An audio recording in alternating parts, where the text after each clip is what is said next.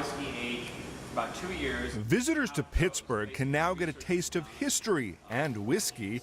A new state law that recently took effect allows micro-distilleries to give samples and sell bottles of their product. It allows us to have immediate feedback on what we're making, and it also allows us to make small batches and allow people to taste the whiskey and to determine if we want to come out with a different product. So in our view, it's a complete win-win for both the consumers and for us. This family-owned distillery makes different types of whiskey that may not be available in the mass market. They believe the new law will help them showcase their products. We're making a wheat whiskey. As of a few years ago, you really couldn't find that in the mass market.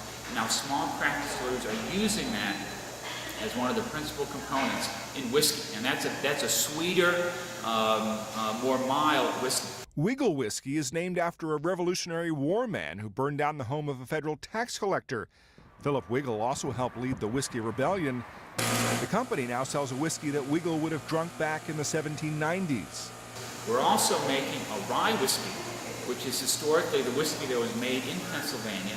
And again, up until a few years ago, you couldn't really find much on the mass market in terms of a rye whiskey. There are 8 distilleries licensed in Pennsylvania. Older distilleries in the state closed during Prohibition, and many never reopened as the laws were very strict even afterwards. Matt Friedman, Associated Press.